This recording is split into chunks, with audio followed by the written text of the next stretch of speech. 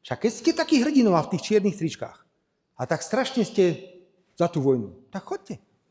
Choďte, počkajte, budete mať slovo, vydržte. Nebojte sa, ja vám neujdem. Ja neutekám ani pred kredom, ani pred nikým iným. Ja som tu, dobre? No, štrngajte, jak v novembri. Takže ešte raz. Mladý muž, choďte a postavte sa a choďte normálne. Tak, to je ono. Choďte bojovať na Ukrajinu, nech sa páči. Budeme radi. No. Slovakia's Prime Minister Robert Fico triggered a dramatic student walkout during a lecture on international relations in Poprad, where dozens of students left the hall in protest while jangling keys, a historic symbol of the 1989 Velvet Revolution.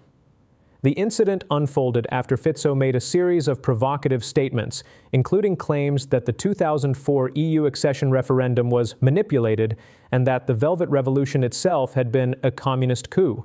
The students left shortly after the Prime Minister told them to go fight in Ukraine if they supported Kyiv and Western military assistance. According to reporting from Slovak media, Fico reacted to the walkout by saying, "Let them go," accusing the students of refusing to accept differing views. Ja presviečam mojich kolegov okolo mňa, že nemôžeme byť 17. ticho. Prosím, nechcete počuť môj názor na 17. novembra, alebo odpadnete. To bol normálny komunistický puč, počúvajte. Jednoducho tí ľudia pochopili, tie špičky komunistickej strany v roku 89, vrátane tajných služieb pochopili, že krajina nie je konkurencieschopná, že hospodárstvo, ktoré je založené na štátnom vlastníctve, nemôže fungovať. Tak urobili rozhodnutie a pustili to. To, čo neurobili dovtedy, lebo dovtedy napríklad Maďari mali malé a stredné podnikanie, Poliaci mali malé a stredné podnikanie, v Juhoslávii ste si mohli nakúpiť, čo ste chceli. My sme to bohužiaľ neurobili do roku 89 a to napätie bolo obrovské. Bol niekto v roku 89 po novembri zatvorený, zabitý? Nebol, lebo to kontrolovali komplet špičky komunistickej strany. A potom sa ma pýtajú, že prečo mám taký vážny postoj k 17. novembru? No lebo to tak bolo. Bolo to kontrolované, bolo to riadené. Keby ten režim chcel, ten režim, ktorý mal k dispozícii armádu, zbrane a všetko, tak vydrží ďalších 15 rokov bez akýchkoľvek problémov, ako to dnes vidíme napríklad v Bielorusku alebo v iných krajinách.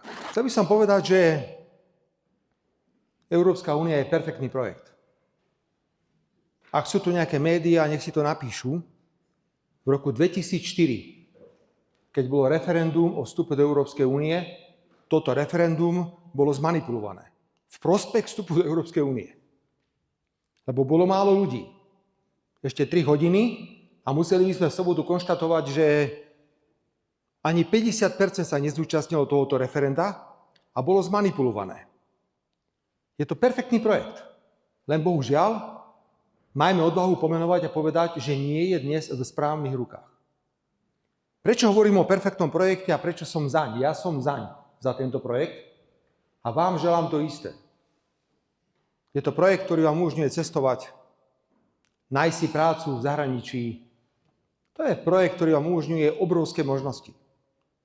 Bohužiaľ dnes sú niektoré prvky, kedy musím povedať, že sú kritizované nielen z mojej strany, ale sú kritizované zo strany viacerých premiérov.